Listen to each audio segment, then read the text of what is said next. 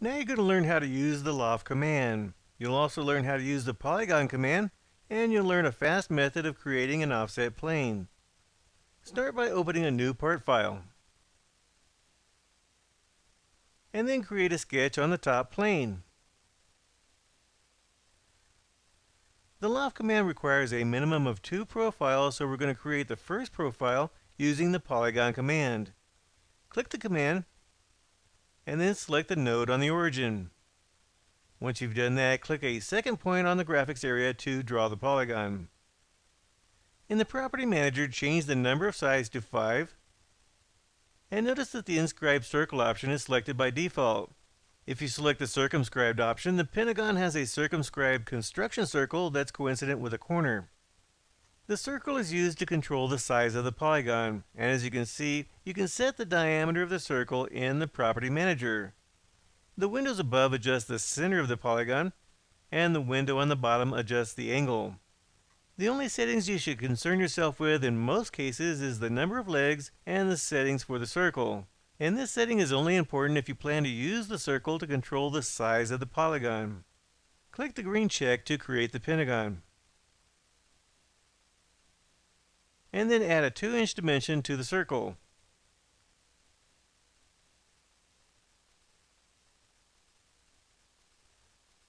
Now select a line, and then apply a horizontal relation to it. Now that the sketch is fully defined, close it, and then make the top plane visible. Rotate the view, and now we're going to create an offset plane from the top plane. Hold the Control key down, and then drag the top plane upward. This creates an offset plane, and now all you have to do is set the offset. Enter 3 inches in the offset window, and then type the Enter key to create the plane. Once you've done that, plane 1 is highlighted, so click the Sketch command to create a sketch on it. Now hide the planes. Hold the Control key down, select the planes, and then right-click on the Feature Manager and click the glasses. Now set the view to the normal view. Draw another pentagon on the origin,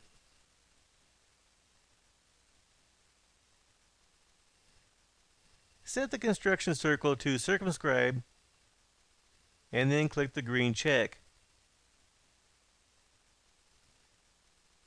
Add a dimension to the circle, and then set it to 1 inch. Now add a horizontal relation to this leg so that the legs on the pentagons are parallel. Once you've fully defined the sketch, close it. Click in the graphics area to deselect the sketch, and then set the view to the isometric view. Now open the Loft command.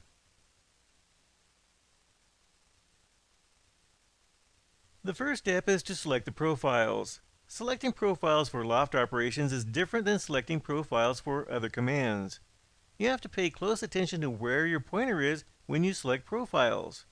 We're going to select the bottom profile first, and when we do, we'll click the profile near this node. When we select this profile, we'll click near this node. You'll see why you need to do this in just a minute. Click this profile, and then click this profile. Now you can see the preview of the Loft, and now I can explain why you need to select specific locations on the profiles.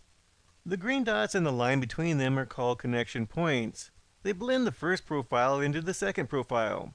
Each line on the preview represents a set of connection points, but by default only the connection points closest to your selections are visible.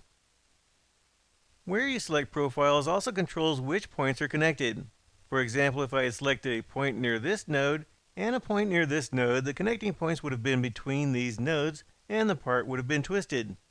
You'll learn more about this in the next lesson.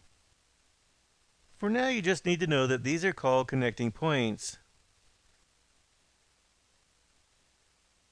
Guide curves, center lines, and the thin feature options work the same way they do for sweeps, and we'll revisit these options later in the course. For now, type the Enter key to create the Loft,